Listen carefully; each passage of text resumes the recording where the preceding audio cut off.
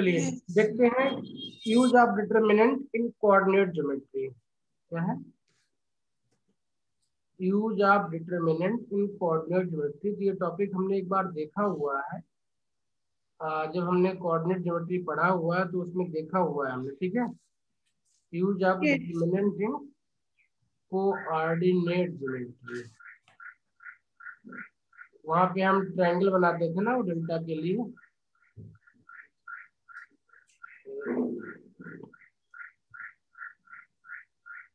ठीक है, अच्छा तो क्या क्या कंडीशन है? एक तो एरिया ऑफ ट्रायंगल निकालते थे वहां पे हम लोग, एरिया ट्रायंगल निकालते थे। तो क्या होता था, अगर उसके वर्टेक्स जो है दिए हुए हो तो एरिया ऑफ ट्रायंगल क्या हो जाता था? बोलो बोलो।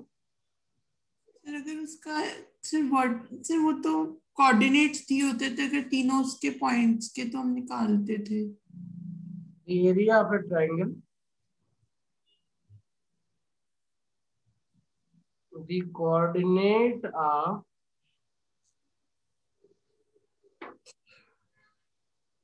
whose vertices are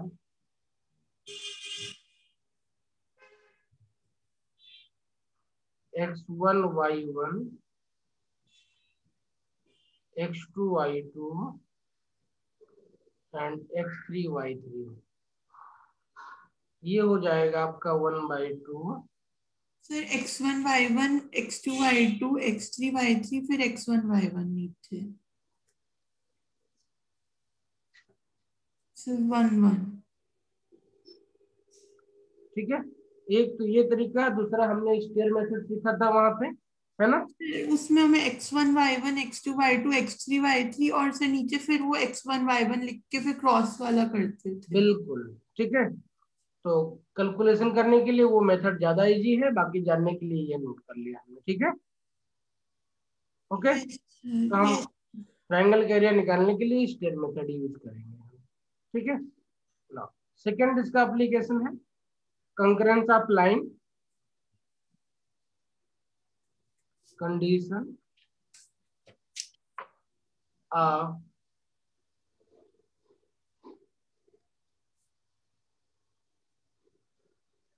concurrency of three lines. Exam में खूब आया हुआ है, देखा ही आपने, है ना? Yes sir. मतलब तीन लाइन कंकरेंस है, तो इसको भी चेक करने के लिए तरीका वही होगा, बनाएंगे और देखेंगे कि वो ट्रायंगल नहीं बना रहे हैं तो कंकरेंस होने की पॉसिबिलिटी हो जाएगी ना। तो देखेंगे क्या है, लेट अस सी क्या है ये। Let's take three lines, three lines are said to be concurrent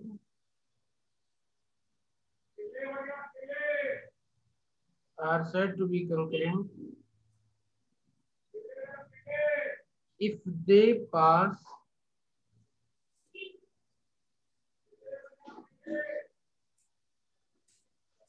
through a common point, if they pass through a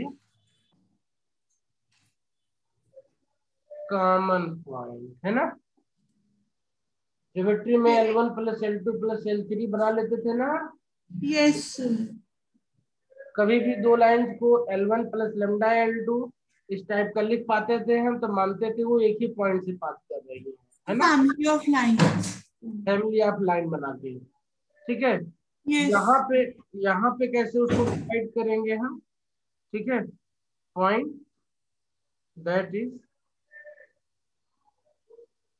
they meet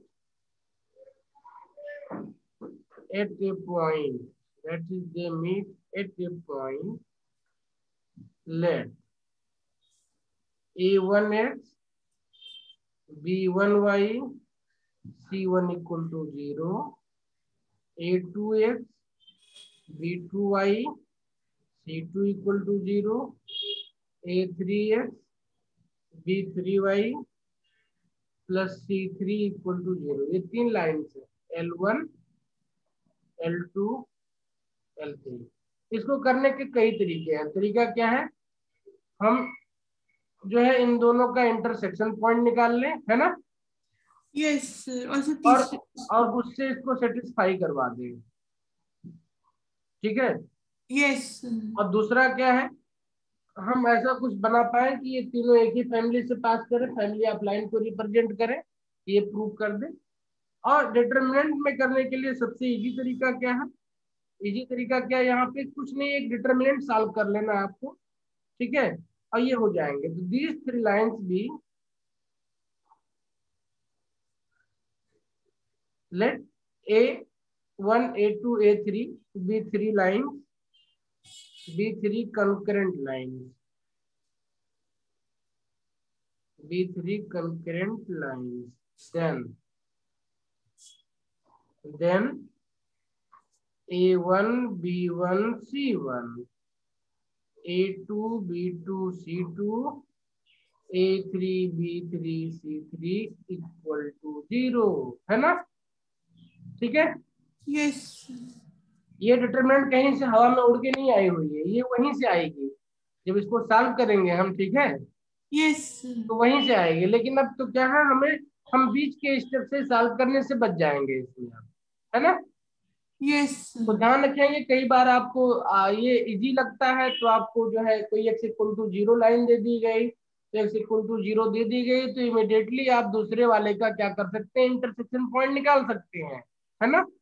yes यहाँ पे एक 0 रख के भी सॉल्व करना कई बार टाइम लग सकता है, तो हम वहां पे कर लेंगे। तो कई बार हम कंडीशन देख करके डिसाइड करेंगे कि हमको वो करना है या ये करना है, ठीक है। यस लेकिन अगर वो समझ में ना आए तो ये तो बन जाएगा, ये तो बनना ही बनना है ना। यस यस क्लियर हो गया, यस ओके। तो क्या करेंगे, इनके जितने भी कोफिशिएंट और कांस्टेंट है उन सबको रोज में लिख देंगे, और डिटरमिनेंट बनेगी उसको, अगर 0 हो जाएगा तो ये कंकरेंट हो जाएंगे, अगर नहीं होगा 0 तो वो नॉन कंकरेंट हो जाएंगे, ठीक है, यस ओके। यस मोर मोर और लेस मीनिंग ये है कि तीन लाइंस मिलके ट्रायंगल नहीं बना रही हैं, ठीक है, तो उनके कंकरेंस होने की पॉसिबिलिटी बन जाती है ना, यस ठीक है। इसी तरीके से हमने पढ़ा था, क्या पढ़ा था, ये चीज हमने पढ़ी हुई है वहां पे, सॉल्व भी किया है हमने। Condition for general second degree equation in x and y represent sphere of straight lines, पढ़ा हुआ है, दोबारा लिख लेते हैं एक बार। Condition for general second degree equation in x and y representing या represent pair of straight lines,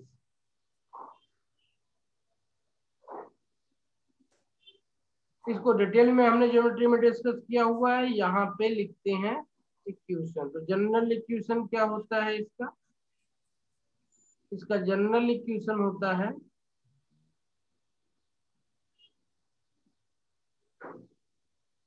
इसका जनरल इक्वेशन होता है a x square plus 2hxy plus b y square plus 2gx plus 2fy plus c equal to 0 होता है, ठीक है। And this will represent pair of straight line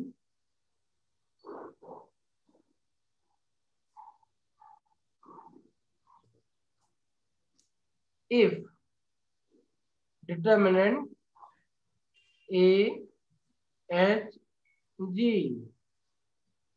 x square coefficient और बाकी x वाले coefficient, ठीक है, ए एच जी, ठीक है, ए एच जी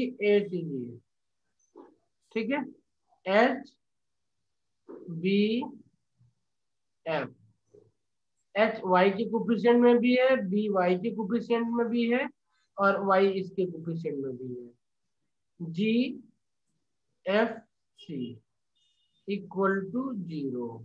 इसको ऐसे भी दिमाग में रख सकते हैं, ए एक्स स्क्वायर का है, बी वाई स्क्वायर का, सी कांस्टेंट है। ए बी सी आपने डायगोनल एलिमेंट लिख दिया यहाँ पे। ए बी सी लिखने के बाद में क्या करना, ध्यान रखना है कि इस वाले में अब जो भी है एच वाले कोफिशिएंट होंगे, इसमें भी एच वाले कोफिशिएंट होंगे। इसमें अगर ध्यान देखें तो बी वाई का कोफिशिएंट था तो वाई का ही कोफिशिएंट होना है यहाँ पे। इसमें भी वाई का ही कोफिशिएंट होना है आपके पास में। यहाँ पे कांस्टेंट बचेगा तो सिंगल एलिमेंट बचेगा ये। ठीक है, कैसे यस लिखना है, ऐसे लिखना है, एक्स का कोफिशिएंट एक्स स्क्वायर कोफिशिएंट ए है, वाई स्क्वायर कोफिशिएंट बी है, कांस्टेंट सी है। अब इसमें जो है सिर्फ और सिर्फ एक्स के कोफिशिएंट आ सकते हैं। एक्स के कोफिशिएंट कौन कौन से हैं आपके पास में यहाँ जो बचेंगे, वो सर, एच एच और जी। बचेगा और जी बचेगा। ठीक है, तो एच और जी ध्यान रखना है। यहाँ पे एच क्यों लिखेंगे, क्योंकि ये वाई का कोफिशिएंट भी बनना है आगे, है ना। Yes sir, yes sir.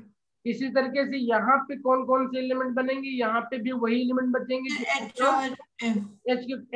X के कोफिशिएंट हो। लेकिन ध्यान रखना सेकंड एलिमेंट वो होना चाहिए जो वाई का भी कोफिशिएंट हो, है ना। तो ये यस एक्स हो गया, यहाँ पे जी हो गया। अब ये बी हो गया, इसका वाई का कोई और बच रहा है, तो बच रहा है एफ, वो भी डाल दिया यहाँ पे हमने, और यहाँ पे डाल दिया एफ को हमने। तो इस तरीके से इसको बना लेते हैं, अगर एग्जाम में भूल भी जाए तो। ठीक है, यस अदरवाइज इसको प्रैक्टिस करके याद कर लेते हैं। ठीक है, yes A H G H B F G F C. ठीक है, यस ओके। यस ये वाला सिंपल है, ए बी सी है, ए बी सी लिख लेते हैं इसको। ठीक है, ए बी सी, और उसके बाद में एच जी है आपके लिए। ठीक है, a yes b c A b c h g, बाकी जो बचे एलिमेंट है वो एफ हो जाएंगे। ठीक है, यस ठीक है। कई बच्चे इसको ऐसे भी याद कर लेते हैं, हाँ जी फादर, मैं बोलते हैं इसको हाँ जी फादर। ठीक है, यस एच जी एफ, हाँ जी फादर। एबीसी लिखने के बाद में एच जी एफ यस याद कर लेते हैं। ठीक है, ओके, हाँ जी, यस हाँ जी फादर करके इसको याद करते हैं। ठीक है, तो जिसमें आपको जो भी सिंपल लगे जैसे भी वो कर लेना है, खाली इसको याद रखना है बस खाली।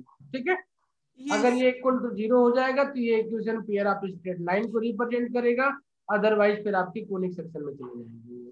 ठीक है, और वो यस कंडीशन हमने डिटेल में आगे देखी हुई है वहां पे। ठीक, यस ठीक है, तो ये हो गया डिटरमिनेंट का क्या बोलते हैं, सिमेट्रिक एप्लीकेशन। हमने डिटरमिनेंट का प्रोडक्ट सीखा हुआ है कि टू डिटरमिनेंट का मल्टीप्लीकेशन कैसे करते हैं, याद है।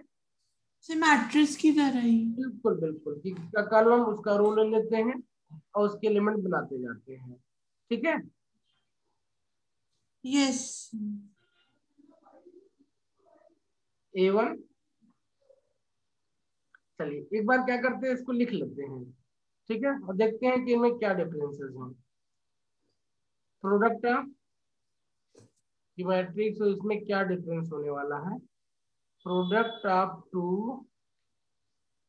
डिटरमिनेंट, अमूमन हमने कभी प्रोडक्ट ऑफ डिटरमिनेंट डील नहीं किया है ना। तो सर, देख लीजिए, मैट्रिक्स वाली तरीके से नहीं निकलेगा। नहीं किया हमने। Let delta 1 equal to A1 B1 C1 A2 B2 C2 A3 B3 C3।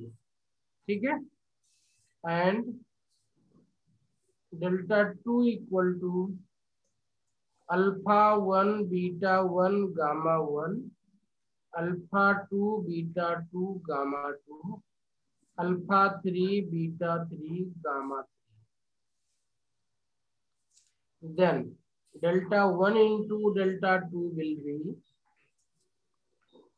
then delta 1 into delta 2 will be A1 alpha 1 B1 beta 1 C1 gamma 1। देखो वहां पे हम क्या करते थे, एक करो दूसरे का कॉलम ले लेते थे। ठीक है, यस यहाँ पे क्या किया हमने, एक करो दूसरे की रो से मल्टीप्लाई किया पहले एलिमेंट के लिए, then A1 alpha 2 B1 beta 2 C1 gamma 2 दूसरे एलिमेंट के लिए, है ना। यस तीसरे एलिमेंट के लिए क्या हो जाएगा, A1 alpha 3 B1 beta 3 C1 gamma 3 हो जाएगा, ठीक है। दूसरे एलिमेंट, दूसरे रो का पहला एलिमेंट क्या हो जाएगा, A2 alpha 1 B2 beta 1 C2 gamma 1, A2 alpha 2 B2 beta 2 C2 gamma 2, A2 alpha 3 B2 beta 3 C2 gamma 3, A3 alpha 1 B3 beta 1 C3 gamma 1, ठीक है। A3 सेकंड एलिमेंट है, alpha 2 B3 beta 2 C3 gamma 2, मेरे ख्याल से मैं 3 पे चल रहा हूँ ना, सेकंड यस एलिमेंट हो गया, ठीक है। A3 alpha 3 B3 beta 3 C3 gamma 3, ठीक है। यस ये एलिमेंट्स आपके हो जाएंगे अल्फा 1 और डेल्टा 1 इंटू डेल्टा 2 का, ठीक है। तो ये डिटर्मिनेंट्स को अगर मल्टीप्लाई करना हो तो होगा। बिल्कुल बिल्कुल,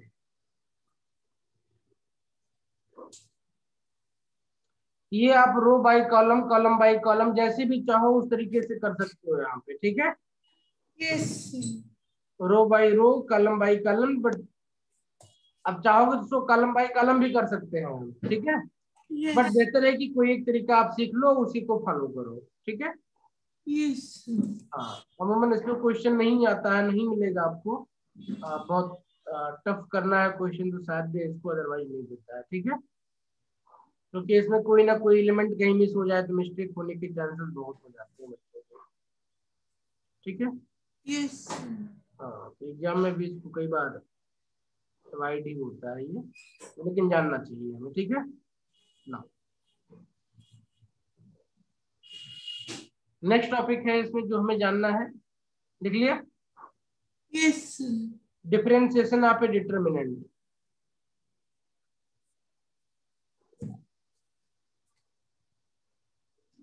differentiation of A determinant,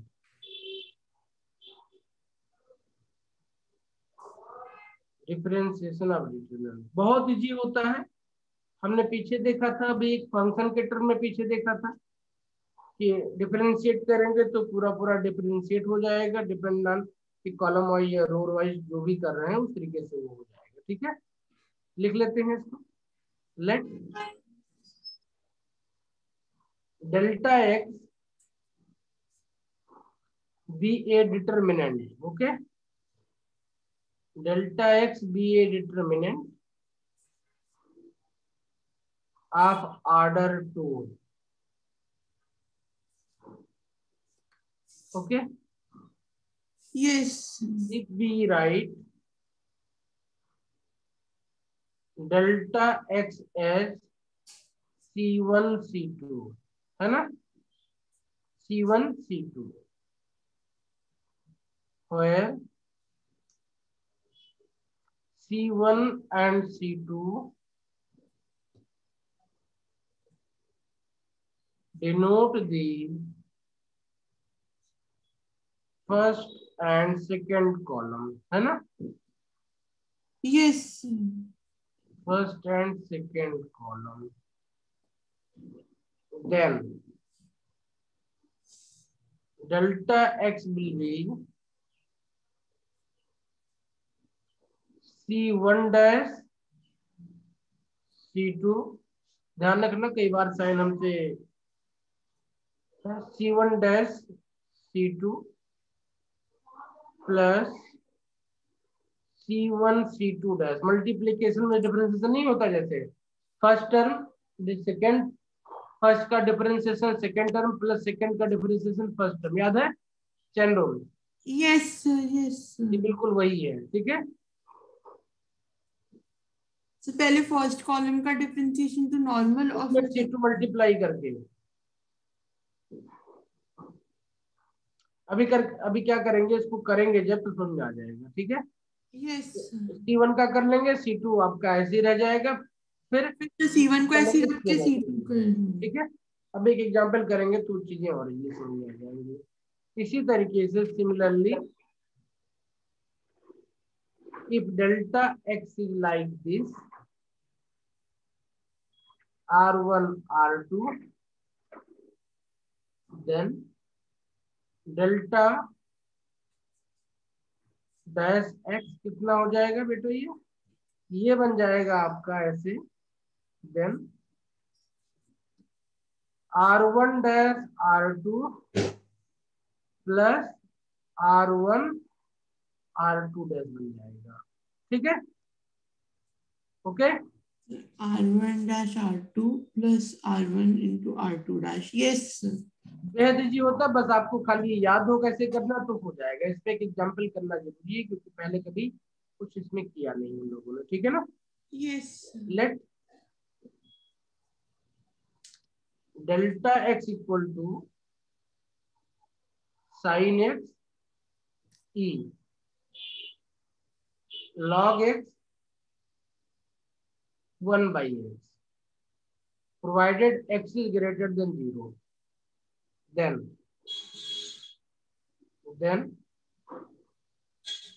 delta dash x equal to क्या हो जाएगा, अब चाहे कॉलम के रिस्पेक्ट में करो चाहे उसके, इसमें मैं कॉलम के रिस्पेक्ट में कर ले रहा हूं, yes तो ये बन जाएगा d by d x sine x, है ना, yes and d by d x e, ये ऐसे ही रह जाएगा,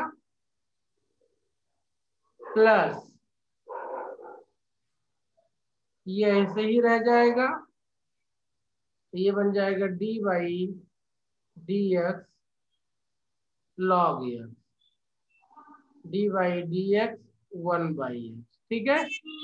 yes सॉल्व कर लो तो साइन एक्स का कॉस एक्स हो जाता है, ई का 0 हो जाएगा, ये लॉग एक्स रह जाएगा, ये 1 बाई एक्स हो गया, ये प्लस करोगे तो साइन का साइन रह जाएगा, ई का ई रह जाएगा, लॉग एक्स का 1 बाई एक्स हो जाएगा, इसका माइनस 1/x हो जाएगा, ठीक है।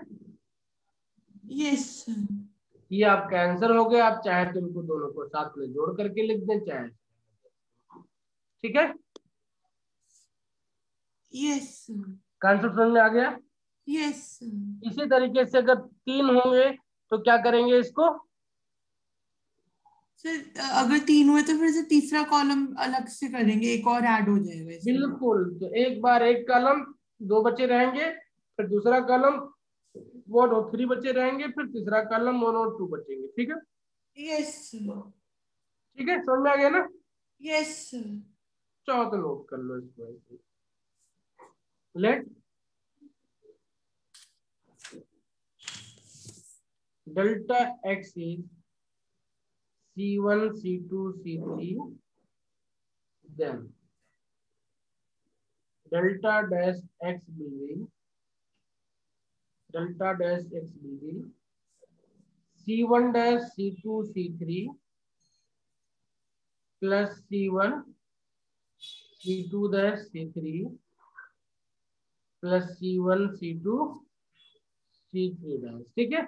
आर में होगा तो उसी तरीके से आर का बन जाएगा, यस ओके।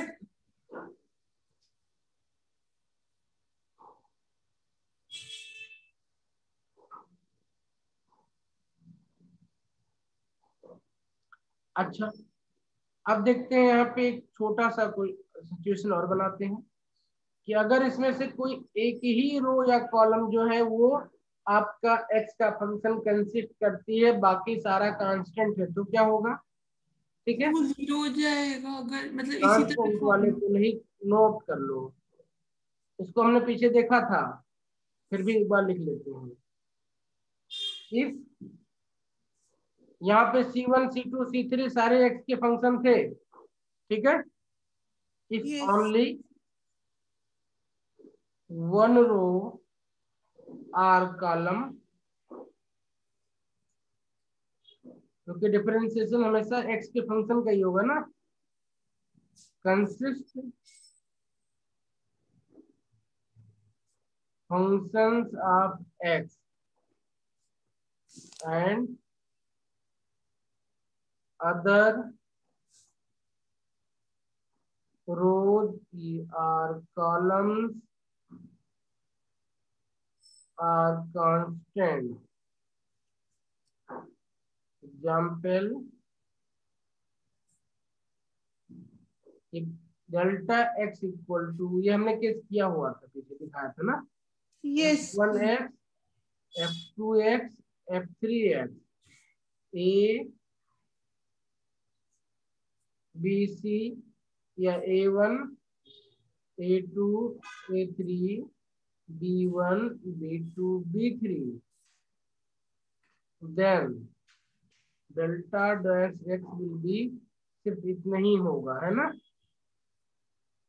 क्या होगा, f1 dash x f2 dash x f3 dash x, ये कांस्टेंट है तो कोई फर्क नहीं पड़ेगा, ठीक है, यस नहीं पता चले कि इसमें भी आप जो है 3 कॉलम बनाओ फटाफट, है ना, तो वो नहीं यस बनाना है अपने को, ओके। सर रो से नहीं करना, कॉलम वाइज करना है।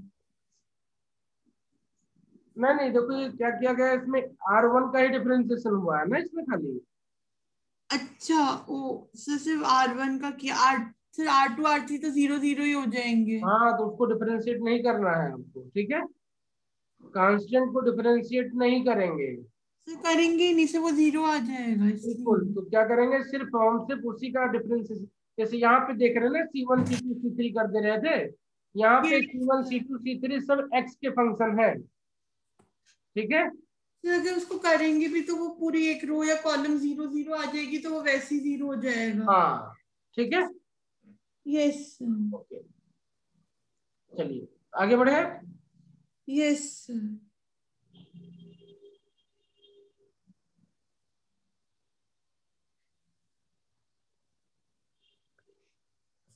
स्क्वायर करना होगा तो उसे देखिए डबल डेरिवेटिव बनता जाएगा इसी का, इसमें कुछ प्रॉब्लम की बात नहीं है, यहाँ पे डबल डैश होगा तो ये डबल डैश हो जाएगा इसी का, जरूरत पड़ी तो। अब क्या करते हैं, इसका लास्ट टॉपिक है सिस्टम ऑफ लीनियर इक्वेशन, ठीक है, yes system of linear equation, इसको देखते हैं और देखते हैं क्रेमर्स रूल क्या है, system of linear equation, system of linear equation,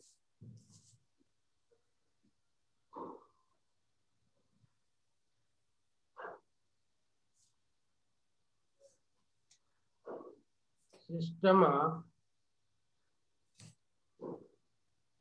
consistent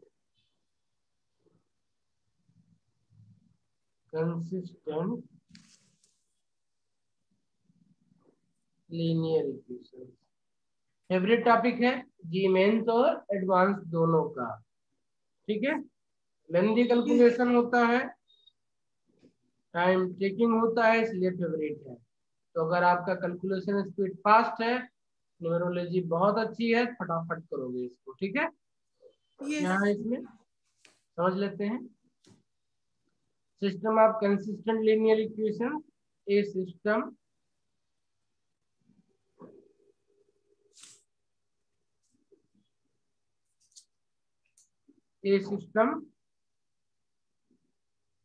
of equations, a system of equations, a system of equations is said to be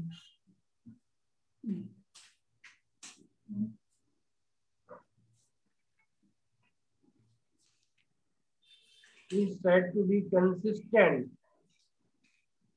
if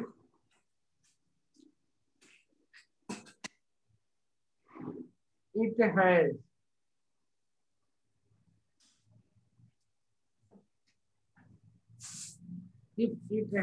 at least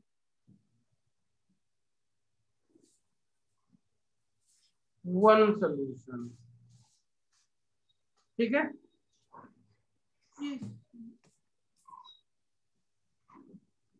और inconsistent क्या होगा? जिसका कोई सोल्यूशन ना हो, है ना? यस। ठीक है, जैसे कोई एग्जांपल लेकर चेक करना चाहें, देख सकते हैं कि x plus Y equal to 2 example, and 2x plus 2y equal to 5। अब इसको देखें तो इसका कोई सोल्यूशन नहीं है, ये क्या होगा? नो सोल्यूशन, कोई कॉमन पॉइंट नहीं मिलेगा, नो सोल्यूशन, तो दे विल बी इनकंसिस्टेंट। इसी तरीके से अगर दूसरा एग्जांपल लें हम, x plus Y equal to 2 and x minus y equal to 0, तो दिस विल हैव सोल्यूशन, क्योंकि x equal to y put up कर देंगे यहाँ पे, है ना? x equal to y put up करेंगे यहाँ पे, तो x इक्वल टू 1 मिल जाएगा, तो x इक्वल टू 1 मिल जाएगा, है ना? और y इक्वल टू भी 1 मिल जाएगा, तो 1 1 जो होगा वो इसका सोल्यूशन हो जाएगा पॉइंट का, है ना? यस। ठीक है, तो इसका सोल्यूशन होगा, तो is consistent. Why consistent? It's consistent because it has a solution. Okay, x equal to 1 and y equal to 1। ठीक है बेटा? यस। यहाँ पे दो लाइन एक पॉइंट पे इंटरसेक्ट कर रही है, ठीक है? यहाँ पे ये दो लाइन कहीं दूसरे को इंटरसेक्ट नहीं कर रही, कहीं मीट ही नहीं कर रही है। चाहे तो डायग्राम बना करके इसको देख भी सकते हैं। कई बार कंसिस्टेंट वाले सोल्यूशन को अगर कोई बच्चा ग्राफ में अच्छा है, फटाफट इमेजिन करके ग्राफ बना सकता है, तो ग्राफ बना करके भी देख लेता है वो कि कंसिस्टेंट है कि नहीं कंसिस्टेंट है, ठीक है? बिना मैथमेटिक्स सॉल्व किए हुए। क्या है? x plus Y equal to 2 का ग्राफ बनाना है, तो इसका मतलब क्या हुआ? किसका? इसको ऐसे लिख सकते हैं, y equal to minus x plus 2। क्या लिख सकते हैं? Minus x plus 2। ठीक है, 135 स्लोप हो जाएगा, 2 इंटरसेप्ट हो जाएगा, दो पॉइंट फटाफट निकाल लो। x इक्वल टू 0 पुटअप करोगे, y इक्वल टू 2 मिल जाएगा, है ना? Yes. y equal to 2, y equal to 0 put up करोगे तो x इक्वल टू कितना मिल जाएगा? ये भी 2 मिल जाएगा, ठीक है? ये भी 2 मिल जाएगा, तो ये 2 2 से पास होने वाली लाइन हो जाएगी, स्लोप 1, है ना? यस। इक्वेशन को फटाफट लिख लो, तो क्या लिखोगे? इस इक्वेशन को फटाफट लिखो तो ये आपका बन जाएगा y equal to minus x plus 5/2, है ना? x इक्वल टू 0 पुटअप करोगे तो 5/2 मतलब 2.5 से जाएगा, और y इक्वल टू 0 करो तो ये भी 2.5 आएगा। ये इसके पैरेलल लाइन होगी, ये, है ना? देखो Yes. ये लाइन दोनों कभी नहीं मिलेंगे एक दूसरे से।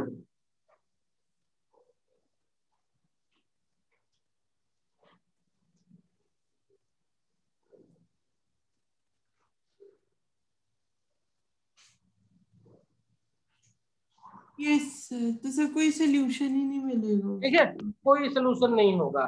तो कई बार बच्चा क्या करता है, एग्जाम में क्वेश्चन आता है तो सॉल्व करने बजाय अगर आप ग्राफ बना सकते हो इजीली, मतलब कंफर्ट है, तो फटाक से लाइन बना लो, आपको दिख जाए, कहीं मिलने वाली ही लाइन नहीं है ये, है ना? यस। ठीक है, इसी तरीके से नीचे वाली लाइन को देखो तो ये y equal to minus x plus 2 है ना? यस। यही लाइन है, रेड वाली लाइन ही है। इस पे मैं ब्लैक से दूसरी लाइन बनाता हूँ, x equal to y line. क्या है? x इक्वल टू वाई बन जाएगा ये, या y इक्वल टू एक्स बन जाएगा। y equal to x line आपका यहाँ से ओरिजिन से पास करेगी, है ना, ये ऐसे। अब देखो ये इंटरसेक्ट कर रही है, ये इसके साथ भी सोल्यूशन देगी, इसके साथ भी सोल्यूशन देगी, है ना। यस लाइन कंसिस्टेंट हो गई है। ओके, यस तो सिर्फ पैरेलल लाइन से दी होंगी तो वो आपकी कंसिस्टेंट नहीं होंगी, है ना, यस कहीं इंटरसेक्ट नहीं करेंगी। बस इतना सा अगर ध्यान रखे बच्चा तो ये बहुत इजी हो जाएगा मैथमेटिकली सॉल्व करने के बजाय। ठीक है, यस अगर मैथमेटिकली सॉल्व करना तो भी देख ही लेते हैं क्या है, कैसे करेंगे, जानना चाहिए सब कुछ, करें चाहे जैसे भी। ठीक है ना, क्रेमर्स रूल पढ़ते हैं इसके लिए हम लोग। क्रेमर्स रूल और भारी भरकम कैलकुलेशन। नंबर सर वन, ये सर इसी इसी का टॉपिक है, क्रेमर्स। इसी का सोल्यूशन है, इसी का सोल्यूशन बताएगा कैसे करना। ठीक है, yes Cramer's rule, system of linear equations in two variables. System of linear equation,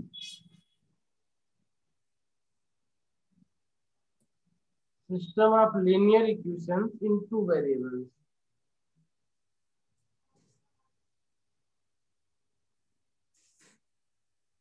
two variables में हमेशा लाइन बना के सॉल्व करने की कोशिश करो।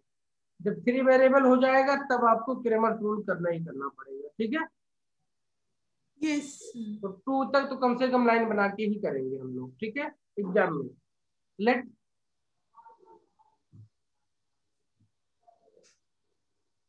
The given system of equations be a1x b1y and c1 equal to 0, a2x b2y and c2 equal to 0, where a1 by a2 does not equal to b1 by b2, otherwise दोनों lines parallel हो जाएंगी। ठीक है, yes inconsistency का एक result ये भी हो सकता है कि a1 by a2 equal to b1 by b2 हो जाए तो लाइन इनकंसिस्टेंट हो जाएंगे। ठीक है, yes then solving by cross multiplication, कई बार यूज किया हम लोगों ने क्रॉस मल्टीप्लिकेशन भी है, क्या सोल्यूशन मिलेगा, एक्स अपान बी सी, है ना, x upon b c minus b c 1221 formula याद है, यस और 21, है ना, यस इक्वल टू, ध्यान रखना प्लस में लिखा हुआ है तो यहाँ पे अपने आप बी सी साइक्लिक ऑर्डर लेके चलेंगे हम, y अपान ए सी माइनस ए सी। ठीक है, ए सी माइनस ए सी,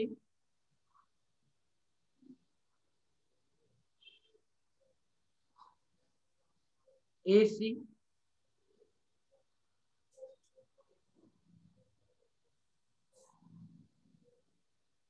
ना ना ए सी ना लिखो, उसको ऐसे लिखो, सी ए लिख लेते हैं, माइनस साइन से बच जाएंगे, है ना, बी सी सी ए माइनस सी ए 12 21। ठीक है, 12 21 इक्वल टू 1।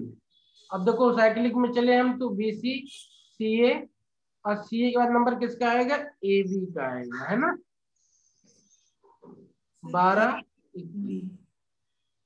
ठीक है, बी सी सी ए बी। हाँ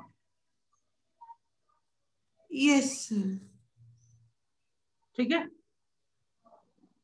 इसी को याद रखेंगे, इजीली अपना काम हो जाएगा। ठीक है, एक्स वाई के सोल्यूशन निकल जाएंगे आपसे। ठीक, yes in any way if a1 b2 equal to a2 b2 हो जाएगा तो इन्फिनिटी हो जाएगा, लाइन पैरेलल हो जाएंगी और इनकंसिस्टेंट हो जाएंगी। ठीक है, यस अब जो एग्जाम में ज्यादातर आने वाला है वो सेकंड सिस्टम है, system of linear equation system of linear equations in three variables.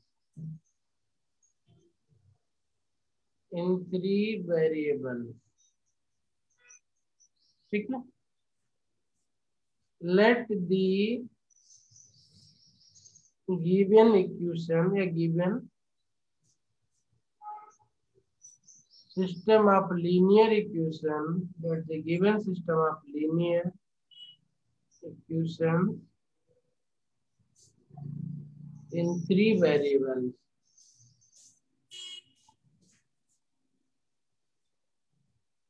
In three variables, namely x, y, and z.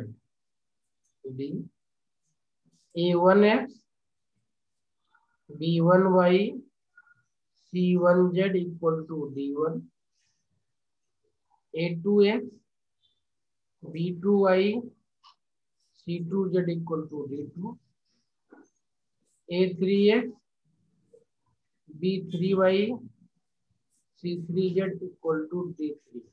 ठीक है. यस. तो यहाँ पे कुछ क्वांटिटी हम डिफाइन करेंगे और क्वांटिटी डिफाइन करने के बाद में इसको हम सीखेंगे कि सॉल्व कैसे किया जाता है. ठीक है. तो क्वांटिटी कौन कौन सी. सबसे पहले इसका डिटरमिनेंट लिखते हैं. बहुत इंपॉर्टेंट, खाली सीख लेंगे तो काम हो जाएगा. डेल्टा होता है. डेल्टा क्या होता है. ये a1 b1 c1 a2 b2 c2 a3 b3 c3 है ना. a3 b3 c3. ठीक है. ओके. यस. अब यहाँ पे हम लिखेंगे डेल्टा वन. डेल्टा वन का मीनिंग क्या हुआ. डेल्टा वन का मीनिंग ये हुआ कि हम जो आपका कॉलम 1 है उसमें d1 d2 d3 लिख देंगे. ठीक है. क्या लिखेंगे. d1 d2 d3. ये सेम रहेगा. b1 c1 b2 c2 b3 c3 और यहाँ पे आ जाएगा आपका d1 d2 d3. इसी तरीके से हम लिखेंगे डेल्टा टू. डेल्टा टू में क्या मिलेगा अपने को. a1 a2 a3 सेम रहेगा. c1 c2 c3 सेम रहेगा. रिप्लेस क्या होगा. सेकेंड कॉलम में d1 d2 और d3 आ जाएगा. ठीक है. और हम बनाएंगे डेल्टा थ्री इसी तरीके से. डेल्टा थ्री में क्या होगा आपका. a1 वो चेंज हो जाएगी. सेम रहेगा. b1 b2 b3 सेम रहेगा. चेंज क्या हो जाएगा. ये c1 c2 d1 d2 d3 से चेंज हो जाएगा. ठीक है. यस. तो इस तरीके से इस क्वेश्चन को सॉल्व करने के लिए आपको 4 डिटरमिनेंट की वैल्यू निकालनी पड़ेगी. ओके. यस. ठीक है. अब देखते हैं इस पे वैल्यू. अब क्या है इसकी कंडीशन ये है कि if this delta does not equal to 0 तभी ये कंसिस्टेंट हो सकते हैं, अदरवाइज ये इनकंसिस्टेंट हो जाएंगे. ठीक है. यस. तो आगे लिखते हैं, इसको नोट करते हैं. If delta does not equal to 0 then जो सोल्यूशन होगा वो आपका होगा x equal to delta 1 by delta हो जाएगा. ठीक है. Similarly y equal to delta 2 by delta हो जाएगा and z equal to delta 3 by delta हो जाएगा. ठीक है. तो सिर्फ 4 डिटरमिनेंट की वैल्यू निकालना है. अगर delta does not equal to 0 है तो x, y और z की आपकी वैल्यू आ जाएगी. ठीक है.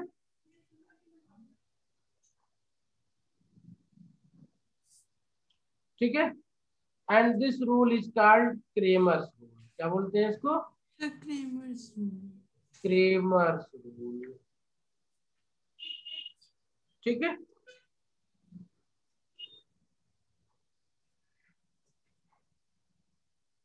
सर बाकी जो इससे पहले वाले थे वो क्रेमर्स रूल के अंडर नहीं आएंगे? नहीं नहीं, वो तो सिंपल सोल्यूशन था। ठीक है, आ रहा वहीं से, मीनिंग वही निकला। अभी सॉल्व करोगे इसको भी आप, इस वाले को भी। ठीक है, यस। तो आप इसको ध्यान से अगर देखोगे तो ये क्या लिखा हुआ है, ये एक डिटर्मिनेंट लिखी हुई है ना, ये यस। डिटर्मिनेंट लिखी हुई है। कौन सी डिटर्मिनेंट लिखी हुई है? B1 B2 C1 C2 लिखी हुई है ना ये। यस। ठीक है, और ये कौन सी डिटरमिनेंट लिखी हुई है? A1 A2 B1 B2 लिखी हुई है ना। सी के लिए लिखी हुई है। हाँ, तो यहां से भी x इक्वल टू देखोगे तो क्या मिलेगा? B1 B2 C1 C2 A1 A2 B1 B2, ये लिखा हुआ है ना ये आपका। A1 B1 क्या है? A1 B1 आपके कोफिशिएंट से बनी हुई डिटरमिनेंट है, यानी डेल्टा है ये, है ना। यस। डेल्टा है A1 A2 B1 B2, है ना ये। डेल्टा 1 क्या हो जाएगा? C1 C2, यहाँ पे कोफिशिएंट है, उनको रिप्लेस करना था आपको, है ना। यस। किसी एक को रिप्लेस कर दो, C1 C2 A2 B2 रख दो, ऐसे होगा ना ये। तो C1 B1 A2 C2 मिल जाएगा आपको। ठीक है, यस। ये वाला टर्म मिल जाएगा आपको। इस वाले को रिप्लेस कर दोगे तो ये वाला बच जाएगा। ठीक है, तो इसी तरीके से कुछ अलग नहीं है, वही है। लेकिन चूंकि यहाँ पे हम इजिली अगर इस चीज को सॉल्व कर सकते हैं, मल्टीप्लीकेशन कर पा रहे हैं, तो इसलिए यहाँ पे डिटरमिनेंट क्यों सॉल्व करें हम। ठीक है, यस। तो चाहे तो इसको भी क्रेमर के फॉर्म में बना सकते हैं, लेकिन कोई मीनिंग नहीं बनाने का यहाँ। लेकिन यहाँ पे हम वो इजिली सॉल्व नहीं कर सकते थे, इसलिए ये करना ही करना पड़ा अपने को। Okay, yes. समझ में आ गया। यस। तो डेल्टा 1 डेल्टा 2 डेल्टा 3, इसी क्वेश्चन के आपके 3 वेरिएबल वाले क्वेश्चन एग्जाम में आते हैं। ठीक है, यस। अभी कुछ चीजें इसमें और हैं, उनको देख लेते हैं, उसके बाद फिर आगे बढ़ेंगे हम लोग। तो अमूमन आपका इतने पे क्वेश्चन काम हो जाता है, ठीक है, सॉल्व करने का। ठीक है, अब देखते हैं nature of solution of the system of linear equation क्या है। Nature of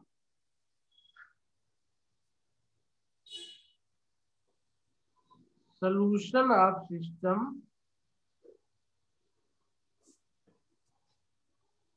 of linear equation.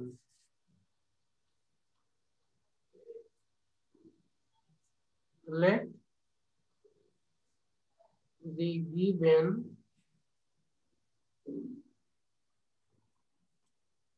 given system of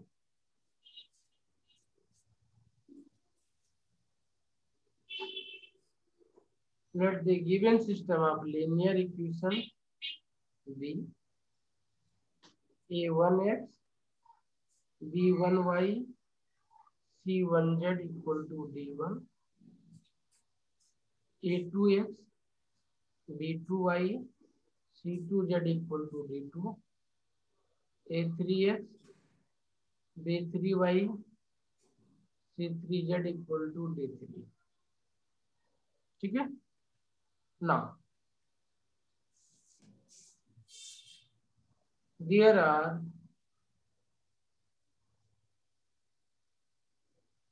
two possibilities.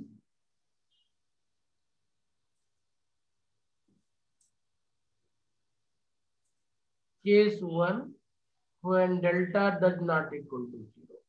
ठीक है, when delta does not equal to 0,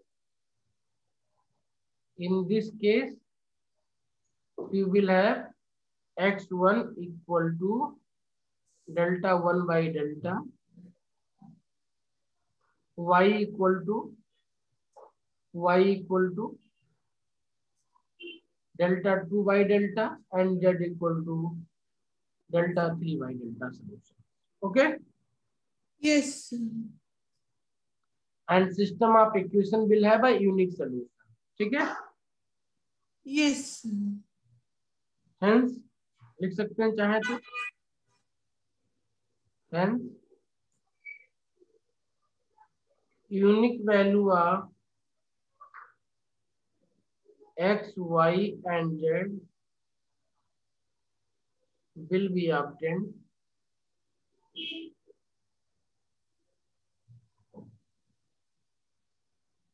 and the system of equations will have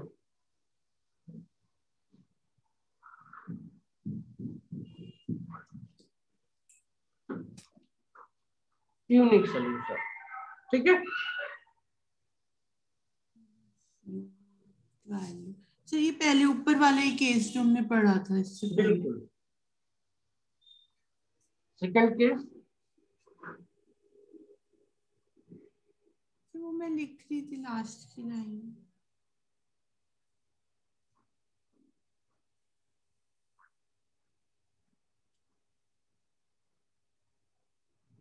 yes second case, when delta equal to 0, here we will have two situations. Situation 1, when at least one of delta 1, delta 2, delta 3 is non-zero.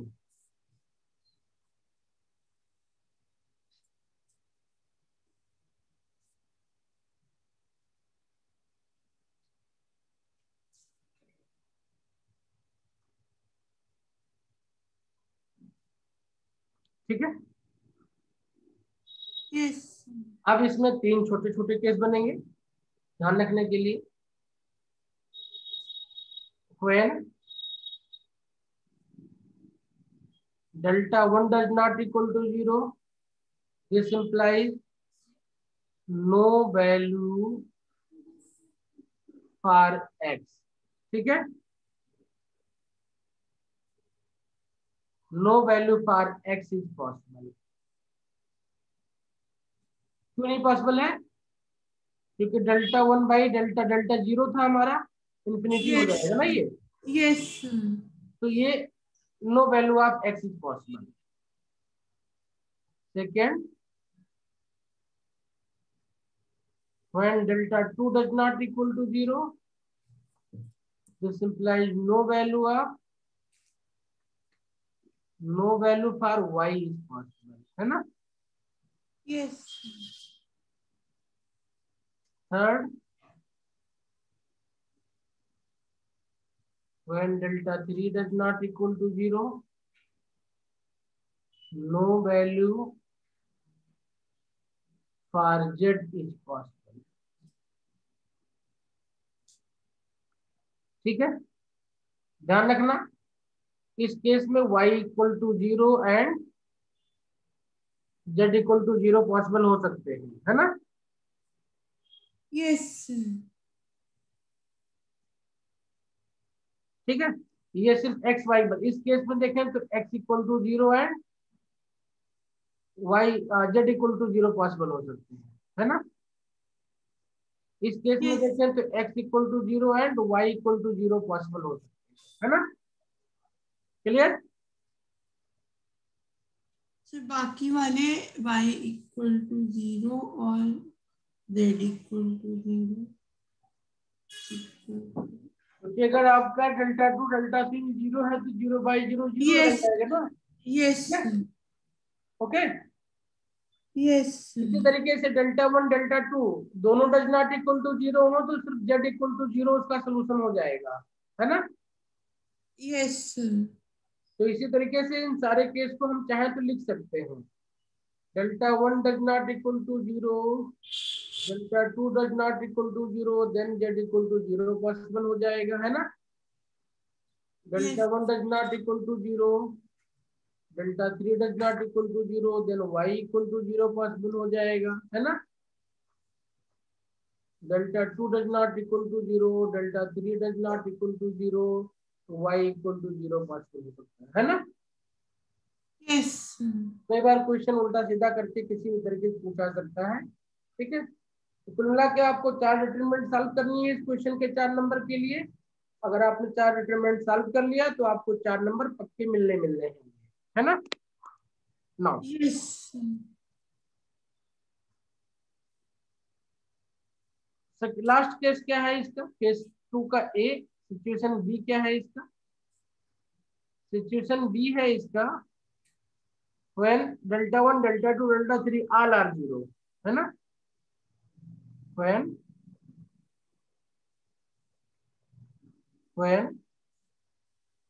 delta equal to 0 भी है and delta 1 equal to delta 2 equal to delta 3, ये भी सारे 0 हैं, then क्या बनेगा।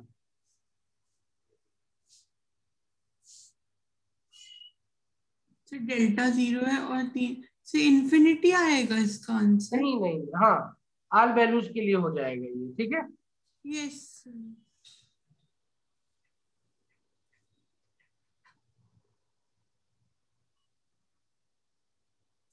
Sir सारी values infinity आएंगी। बिल्कुल, तो इसमें कितनी सोल्यूशन पॉसिबल होंगे, infinite. Infinitely many values of x y and z are possible.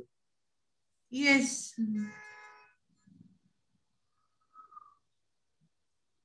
ठीक है, तो इसमें एक अच्छा नोट्स लिखना है, लिख लेते हैं पूरा डिटेल में इसको। क्या लिखते हैं इसमें,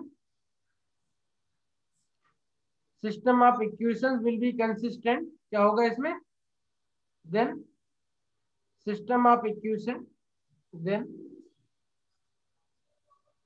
the system of equations will be consistent, system of equations will be, देखो डेल्टा इक्वल टू 0 पे भी कंसिस्टेंट होने की पॉसिबिलिटी है, अगर सारे और 0 हो जाए तो, ठीक है। सर अगर सारे 0 हो जाए तो ये कंसिस्टेंट होगा। हाँ, कंसिस्टेंट होने की पॉसिबिलिटी है, कैसे, इनफाइनाइट सोल्यूशन मिल रहा है ना आपको, yes system of equations will be consistent. अच्छा ध्यान रखना, यहाँ पे 3 वेरिएबल्स हैं, तो एक्स वाई जेड तीनों की वैल्यू मिलनी चाहिए कंसिस्टेंट होने के लिए। किसी एक की वैल्यू नहीं मिली तो वो कभी क्या करेंगे, इंटरसेक्ट नहीं कर पाएंगे, ठीक है। यस इसीलिए अमूमन आप बुक में देखोगे तो कभी भी ये वैल्यू आपको लिख के बताई नहीं जाती, ये वाली, ठीक है, यस ये अंडरस्टूड होती हैं आपके लिए, ठीक है।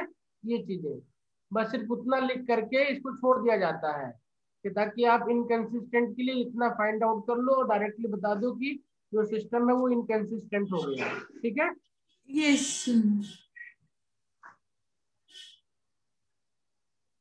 यहाँ पे सिर्फ इतने ही कंक्लूड कर दिया जाता है, क्या, हेंस सिस्टम ऑफ इक्वेशन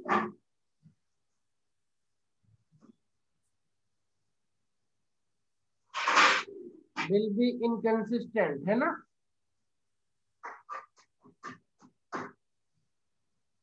ठीक है, यहाँ पे क्या होगा, the system of equation will be consistent and it will it will have infinitely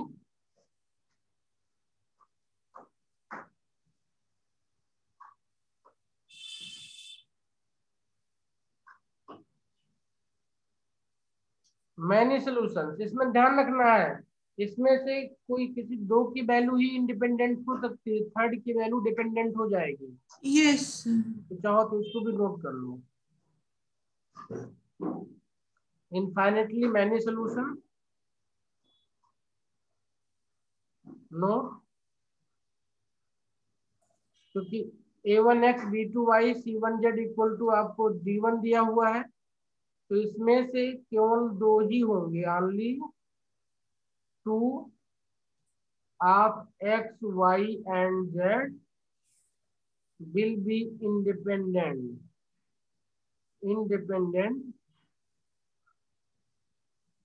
will be independent, okay, and yes third will be dependent. Third will be dependent on other two, है ना? Yes तो अब inconsistent, consistent और unique solution की situation clear हो गई। Yes तो delta does not equal to 0 है तो आपका कंसिस्टेंट होना ही होना है, ठीक है। यस यस लेकिन डेल्टा इक्वल टू 0 भी आ गया तो भी वहां पे पॉसिबिलिटी है कंसिस्टेंट होने की। कब? जब डेल्टा 1, डेल्टा 2, डेल्टा 3 इक्वल टू 0 मिल जाए आपको, ठीक है। यस इनफाइनेटली मैनी सोल्यूशंस मिलने की पॉसिबिलिटी है वहां पे आपको, ठीक है। सिर्फ यस एक ही सिचुएशन है जब कम से कम इन डेल्टास में से डेल्टा 1, डेल्टा 2, डेल्टा 3 में से कम एक डेल्टा आपका डज नॉट इक्वल टू 0 हो, तभी इनकंसिस्टेंट मिलेगा आपको, ठीक। यस ओके, तो चाहो तो इसको एक बार देख लो फिर से, फिर हम आगे बढ़ते हैं। यस तो जो कुछ पढ़ा है उसको 2 लाइन में रिवाइज समराइज कर लेते हैं, ठीक है, लिख लेते हैं।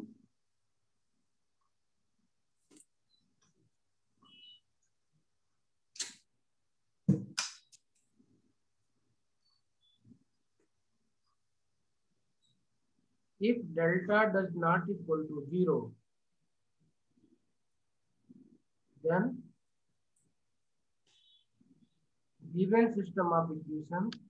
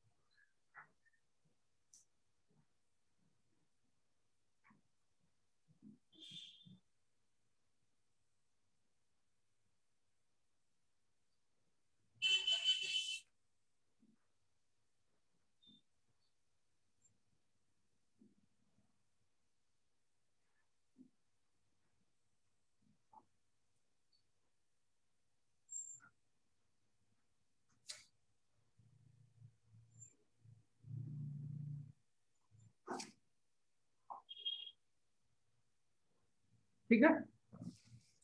यस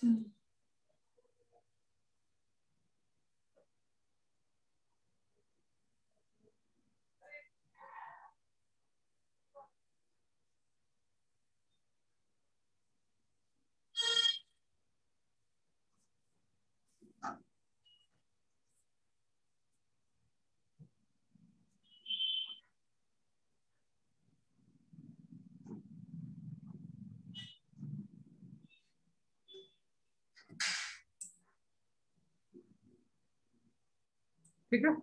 यस ठीक है, तो हमने जो भी था डिटेल में इन चीजों को देख लिया है।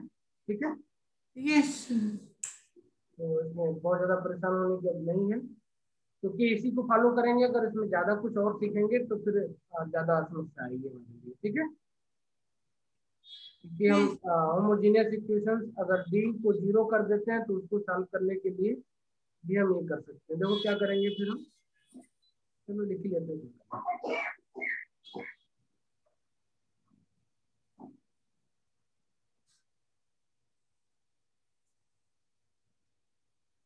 सिस्टम ऑफ लीनियर इक्वेशन ये नेक्स्ट टॉपिक है। इन एक्स एंड, ठीक है, हम दोनों करेंगे, साथ साथ करेंगे। ठीक है, system of linear x and y. For example अगर आपको इक्वेशन दिया हुआ a1 है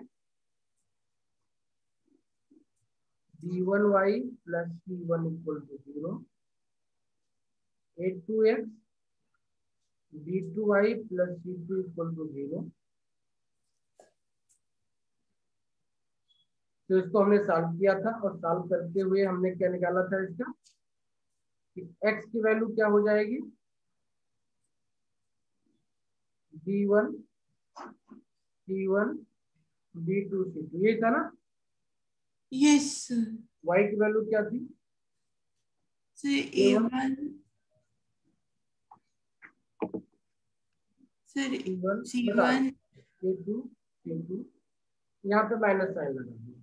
ठीक है, यस ये 1 हो जाएगा, ये आपका a1 b1 a2 b2। ठीक है,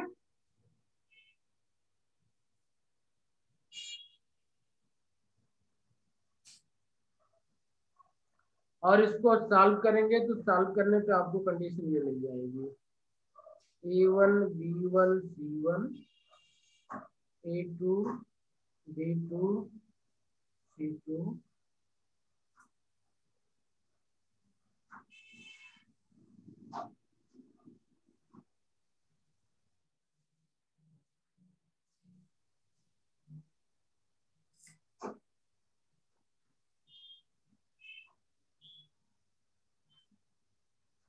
अब पूछना हमसे सर a3 b3 c3 कहाँ से आ गया।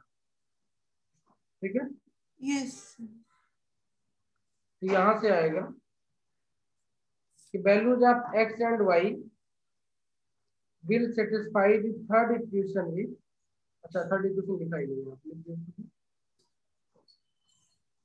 a3x b3y and c3 equal to 0, है ना।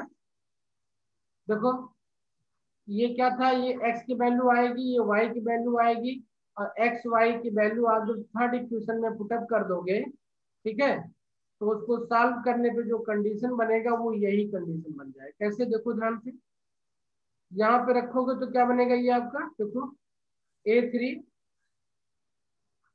b1 c1 b2 c2 बन जाएगा, yes minus b3 a1 c1 a2 c2 बन जाएगा, plus c3 a1 b1 a2 b2 equal to 0, यही बनेगा ना यहाँ पे। यस आइए देखो ध्यान से, तो ये कहाँ से बन सकता है, इसी से बना होगा ये।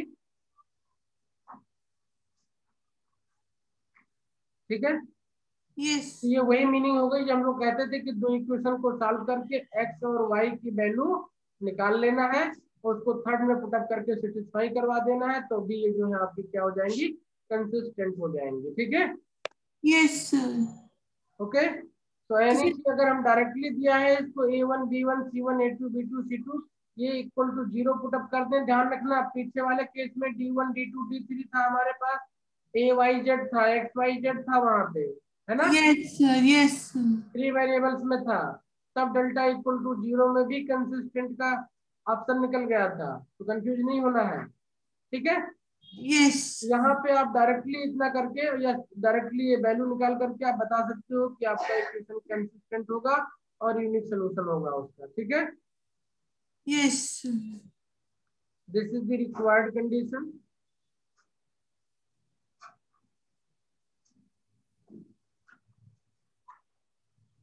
This is the required condition. Sir मतलब या तो हम ये डिटर्मिनेंट सॉल्व कर ले या फिर सर एक्स वाई की वैल्यू इधर से निकाल के सेटिस्फाई करवाएं x3 और बिल्कुल बिल्कुल। तो अमूमन कहीं कभी जब तक इसमें से किसी एक में y या x 0 न दिया हो तब तक हमें सॉल्व करने का अटेम्प्ट नहीं करना चाहिए होगा, हमें ये करना होगा। फिर अगर यस। एक कोई एक 0 दिया है तो फिर ये वाला कर सकते हैं। ठीक है, yes. For the consistency of 3 lines, for the consistency of 3 lines in 2 unknowns। ठीक है, अगर ये कंसिस्टेंट होगा तो इसमें नंबर ऑफ सोल्यूशन कितना होगा, 1 होगा, है ना। Yes unique solution. Yes, and if consistent, क्योंकि 2 लाइन एक दूसरे को एक ही जगह पे काट सकती हैं। ठीक है, इफ यस। कंसिस्टेंट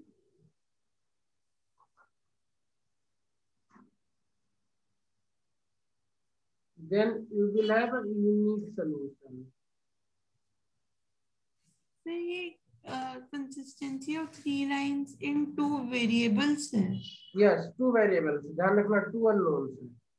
देखना यहाँ पे सिर्फ x और y है। ठीक है, यस। लिख लिया। सर वो लास्ट पार्ट लिख लिया। यस सर, सर लिख लिया। इसी तरीके से अगर d इक्वल टू 0 हो जाए, सारे d 0 हो जाए, होमोजीनियस इक्वेशन मिल जाए। क्या मिल जाए आपको, होमोजीनियस इक्वेशन मिल जाए आपको। होमोजीनियस इक्वेशन मिल जाए तो क्या करेंगे हम, यानी इक्वेशंस अगर आपका a1x b1y c1z equal to 0, a2x b2y c2z equal to 0, a3x b3y c3z equal to 0।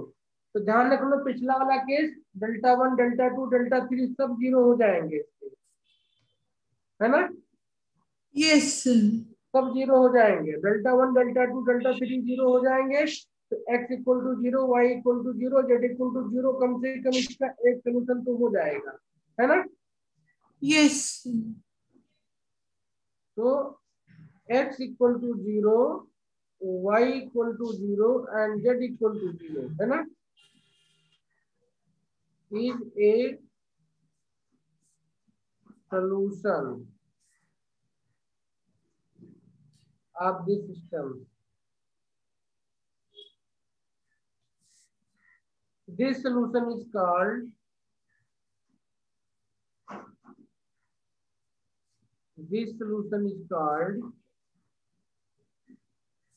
trivial solution।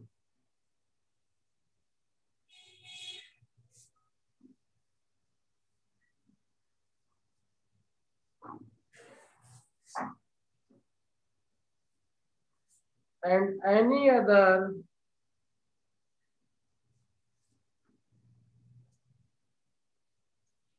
solution is called non-trivial solution।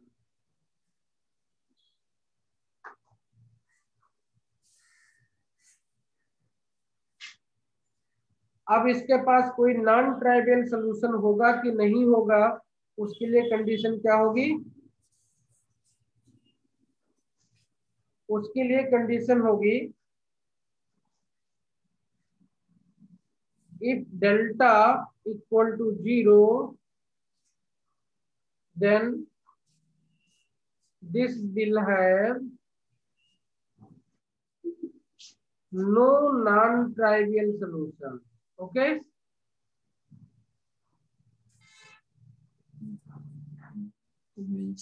no non-trivial solution.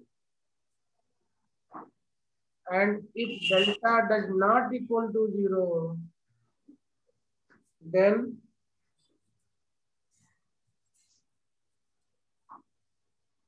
given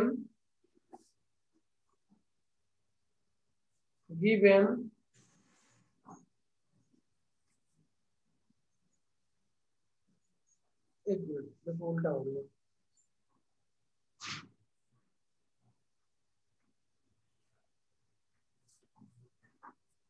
if delta does not equal to 0 then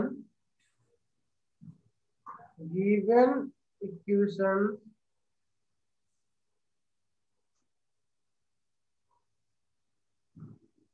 has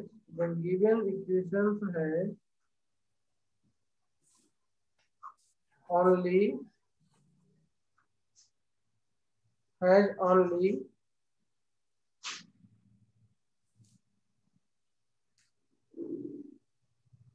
trivial solution.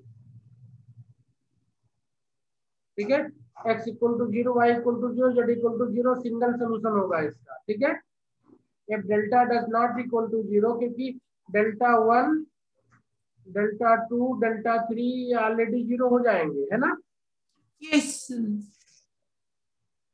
तो इसके पास में अगर delta 0 नहीं होगा तो single solution होगा. Then given equation है only, और वो कौन सा होगा, ट्राइवियल सोल्यूशन होगा, खाली 0 होगा ना. Has only trivial solution and the number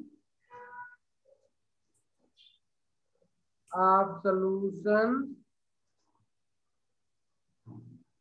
in this case कितना होगा, is 1 only. ठीक है. Yes. And if delta equal to 0 then system will have trivial, infinity वाला केस आ गया ना, ट्राइवियल as well as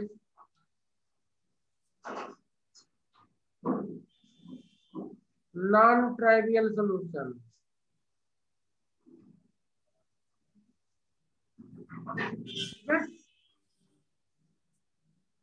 ठीक है. And the number of solutions कितने हो जाएंगे, इनफाइनाइट सॉल्यूशन. हाँ,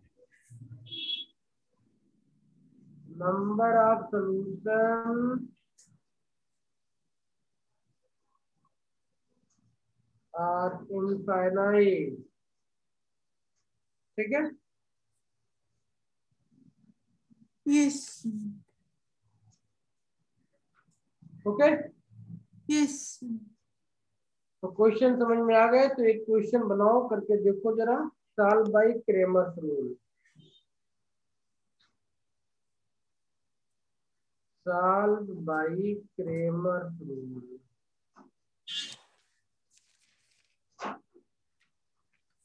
क्वेश्चन है x plus y plus z equal to 6, x minus y plus z equal to 2, 3x plus 2y minus 4z equal to -5.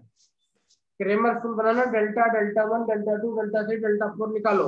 ठीक है. Yes. और देखो क्या, ओके, x की वैल्यू 1, y की वैल्यू 2 और z की वैल्यू 3 आ गई है ना. यस. डेल्टा की वैल्यू कितनी आई है, सर डेल्टा की वैल्यू 14 आई है. डेल्टा क्या होगा यहाँ पे, सर डेल्टा होगा 1 1 1 1 1 1 1 -1 1 1 -1 1 ही होगा ना. तो 3 2 4 3 2 -4 3 2 -4 होगा। इसको सॉल्व करने कितनी वैल्यू आई है? 14 आई है 14 ना। यस डेल्टा 1 कितना बन जाएगा? सर 611 6 2 -5 बनेगा ना। सर मैं रो वाइज बोल रही थी। अच्छा ठीक है। 1 -1 2 1 1 -4 बन जाएगा। यस ठीक है, सर यस ये कितना आया? सर ये आया 14 ये भी। ये आया 14 है ना। डेल्टा 1 को यस कई बार आप इसको डेल्टा एक्स भी लिख सकते हो, है ना। यस क्या लिख सकते हो उसको? डेल्टा एक्स भी लिख सकते हो। ठीक है, तो यस कोई नहीं, हमने 1 सीखा तो 1 पे ही चलते हैं। ठीक है, डेल्टा 2 क्या हो जाएगा? सर डेल्टा 2 मेरा बना था 113 113 6 2 -5 6 2 -5 1 1 1 -4 1 -4 कितनी आई वैल्यू इसकी? सर ये आई है 28। 28। डेल्टा 3? डेल्टा 3 बना मेरा 113 113 1 -12 6 2 -5 6 2 -5 इसकी वैल्यू सर कितनी इसकी आई? 42 आई है। 42 आई। तो इस तरीके से x की वैल्यू क्या हो जाती है? डेल्टा 1 बाई डेल्टा, है ना। यस 14/14 1 मिल गया। y की वैल्यू डेल्टा 2 बाई डेल्टा 28/14 2 मिल गया। और z की वैल्यू डेल्टा 3 बाई डेल्टा क्या मिल गया? सर 3 14 42/14 3 मिल गया। तो x equal to 1 y equal to 2 z equal to 3 क्या मिल गया? यूनिक सोल्यूशन, है ना। Yes and these equations are consistent. ठीक है, यस तो सोल्यूशन नहीं निकालना है, ये भी देखना है कि इक्वेशन कंसिस्टेंट है नहीं, यूनिक सोल्यूशन है कि नहीं, क्या है। ठीक है, तो delta yes does not equal to 0 था, तो ये सारी चीज यहाँ से अप्लाई कर गई। ठीक है, यस एक क्वेश्चन और। क्वेश्चन है for what values of P and Q. For what values of P and Q, the system of equations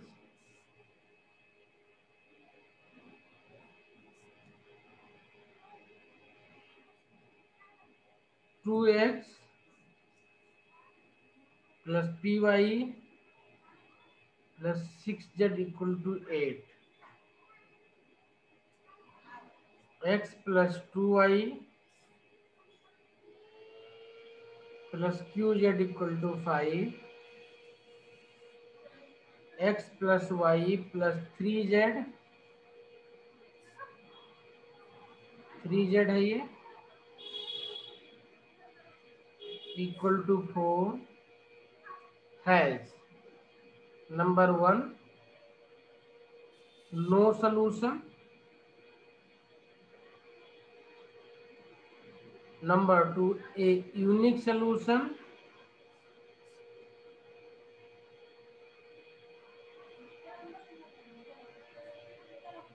number 3 infinitely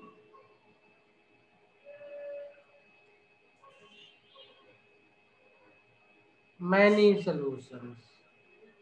तो जितनी पॉसिबिलिटीज हैं, कंडीशंस हैं, सारे इस क्वेश्चन में कवर हो जा रहे हैं, है ना। मतलब सारी जो कंडीशन है उनके लिए हमें अलग अलग वैल्यूज निकालनी है। बिल्कुल बिल्कुल, बन जाएंगे जब बनाऊं मैं से मैं कर रही हूँ। इसमें। तो इसके लिए आपका जो डेल्टा है उसकी वैल्यू हो जाएगी, मैं डिटरमिनेंट नहीं लिखूंगा, आप लोग लिखिए अपने से। ठीक है, आप ठीक है। यस जो डेल्टा की वैल्यू बन जाएगी वो बन जाएगी 2 minus P and 3 minus Q. ठीक है, डेल्टा 1 की जो वैल्यू बनेगी वो बन जाएगी p -2 and 4q minus 15। Delta 2 की जो वैल्यू बनेगी -8q plus 8qn equal to 0। Delta 2 की वैल्यू 0 बनेगी और डेल्टा 3 की वैल्यू जो बनेगी वो बनेगी p माइनस 2। अब क्या करते हैं, 1 बाय 1 कंडीशन लेते हैं। तो हैज नो सोल्यूशन।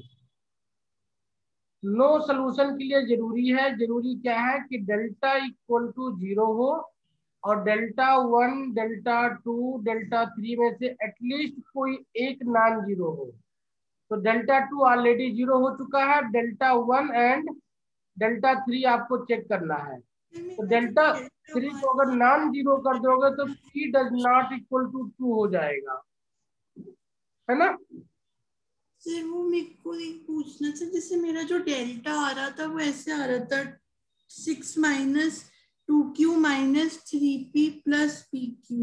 वो आप दोबारा चेक करना, सही हो जाएगा। जो वैल्यू आएगी डेल्टा की यही आएगी, ठीक है। 30 minus 8q plus 15 plus 4pq है, उसको सॉल्व करेंगे तो यही वैल्यू बनेगी, ठीक है।